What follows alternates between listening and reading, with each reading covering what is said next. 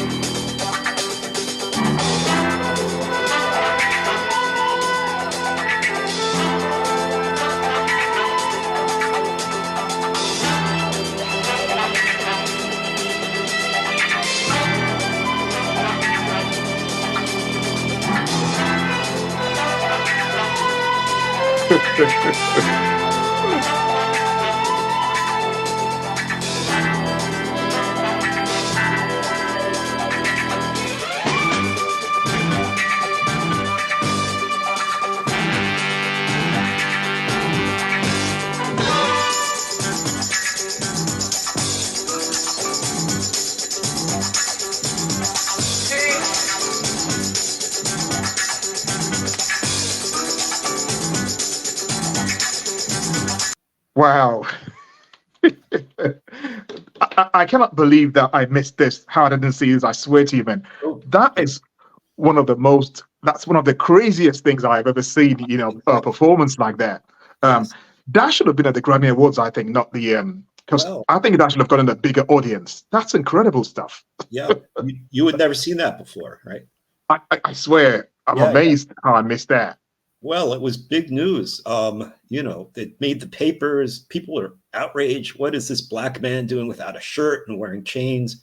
It was the early 70s, and it had a great impact in the culture. And then there were all these discussions, why was he wearing the chains? He's empowering himself with his wealth, choosing to wear chains, that whole sort of discussion.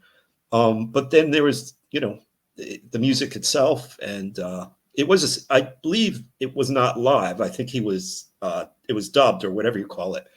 But still, I will have to hear the vocals to see okay, that okay, if that's live or not. But so far we haven't heard that. But what I saw there was just so mind blowing. The in 1971 for somebody to put up a show like that, that yeah. is just like amazing.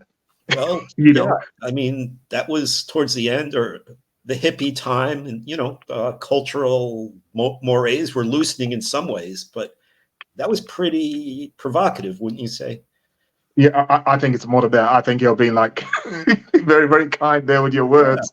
That Yes. is just like amazing. I can imagine, being at home in 1971 and seeing that on TV. You'll be like, what the hell is going on here? You know, Yeah. it, it looked like a movie as well. I Yeah. think maybe that's why he did that as well. The Academy Awards. So he thought, I'm gonna go all the way here. That is just amazing. And the music itself was like out of this world. So that was like a serious combination.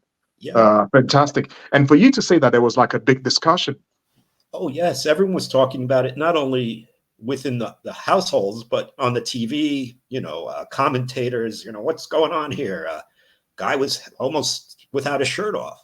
So he was being provocative. He wanted to start a discussion about these issues. And he So did. brilliant, Mm. brilliant move, and he won. Not only did he won the Academy Award for the best soundtrack. And I read up on a little today. He was the first person of color to win an Academy Award that was not for acting. I think Wow. Sidney Poitier had won a thing or two. Yeah, he did. Yeah.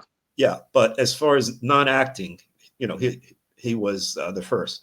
He was the first person. Oh, Yeah. fantastic. So you were 10 years old then, right? How did your parents take you, like watching this? Well, they were kind of liberal. To their credit, some parents are conservative. They sort of liked it. My father was sort of a left-wing leaning lawyer. He later became conservative, as some people do as they age, they cross over. But at that time, he smoked grass, they called it, but now we call it pot or weed. So yeah, he thought, Sorry, when did yeah. you realize, or when did you know that he smoked grass? Oh, that's funny. Yeah. I don't know. I came home one day and I smelt this weird stuff in the bathroom. It wasn't regular tobacco. And why is he being so secretive? And I was 9 or 10. I was kind of naive, but then Wow, a lot of things happened to you when you were 9 and 10. yeah, well, yeah, but in a way, to get back to the song, was all the other stuff aside, it was a musical awakening because I had never heard anything like that. It was a combination of funk, a little classical with the strings, a little bit of jazz elements. There Yeah. were vocals, but they were minimal, and just the whole attitude was, so different from anything else on the air. All this sappy pop, I don't know. It was, and I've been hooked since then. When I hear the song, it just makes me feel energetic, bold. It always perks me up. Did you go buy the record or the single or Oh the yeah, album? yeah. I mean, yeah, we had it was reissued at, back then there were LPs and then singles came out, these little 45 discs. So I certainly had that. Yeah. So is this your like favorite Isaac Hayes song, or is there something else? Yeah, it is. It is. I know some of his other stuff, but yeah, it's my favorite song of his, and it's probably my top five of all time for sure. Um, Wow. and Did, that's did why you I seek out different versions. It's a classic. It'll be around in 1,000 years. It will be, Yeah. definitely. It will be. And did you ever get to see him live? Yes, yes. I live in Brooklyn, New York, and there's a park near here about 3 blocks away, and I did see him. It was towards the end of his career. He wasn't 100%, but it was great. And the video, Why did he wait so long since he had such an impact on you? he wasn't touring that much, and not around here anyway. He just happened to be here for the concert, so I stopped by. And fortunately, that concert is on YouTube. Is preserved, and of course, he closed with the theme from Shaft. He pretty much did the same routine. He had an opener, another great song called "I Love You So." No, something like that. I forget the name offhand. But I like his rendition of "Walk On By," which for about like 10 minutes or something, and amazing stuff. So, as a 10-year-old, what did they have on you, like maybe like socially and culturally when you saw that performance? I had never heard, in my house, we never really listened to stuff other than we call it top 40, the hits. Beatles, which were great, but I don't know, Beach Boys, things like that. Not much soul, not much R&B in my household. So this was the first time I really heard it. And really grabbed me, and I've never looked back.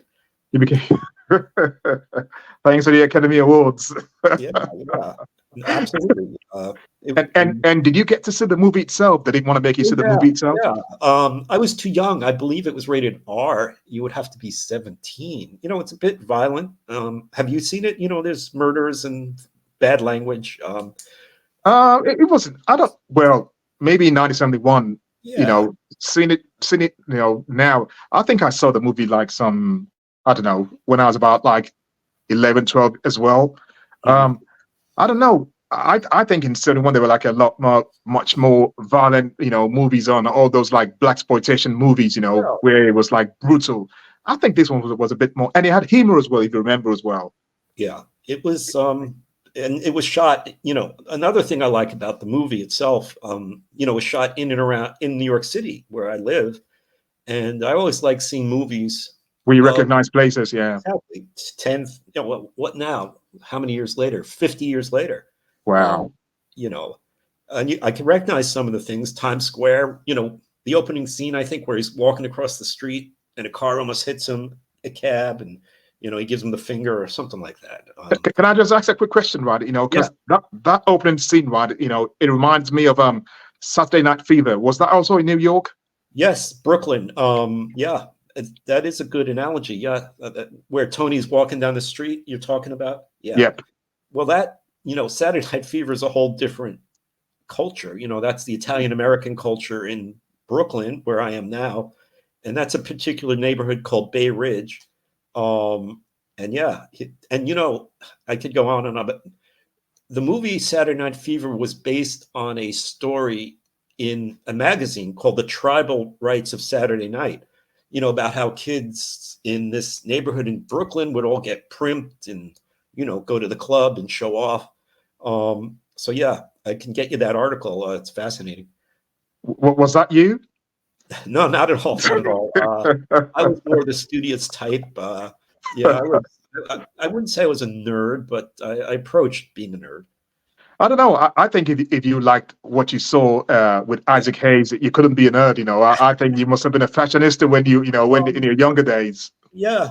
Plus, I had a nice head of hair. I mean, I had a big, John Travolta type thing going on. But Isaac Hayes never had no hair, and he was super cool. Never. Yeah. No, he dressed well, and his voice itself. Oh, it was amazing, the voice, man. Yeah. Let's hear some more of that. I want to see some more of what it, because the intro was crazy, but I want to see what else it gets up to. Psychotic. Okay.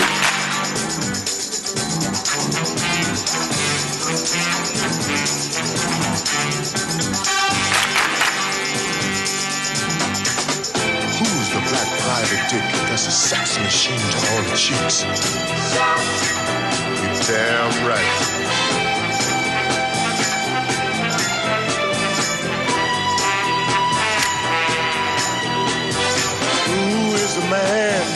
risk his neck for his brother, man.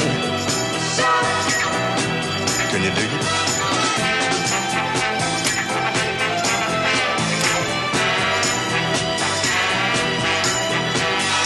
Who's the cat that won't cop out when there's danger all about? Right on. You see, this cat Chef is a bad mother. Shut your mouth. What I'm talking about, Chef? Then we can do it. He's a complicated man, but no one understands him but his woman. John Shack.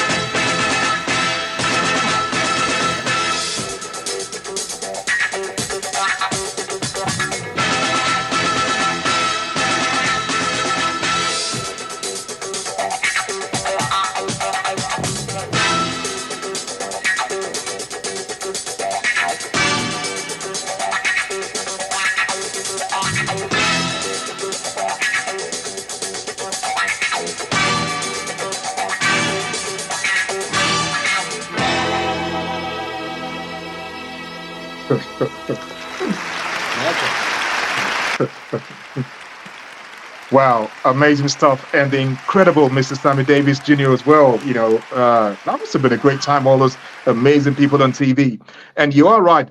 It was dubbed. That's not a live version. It usually yeah. is on those shows.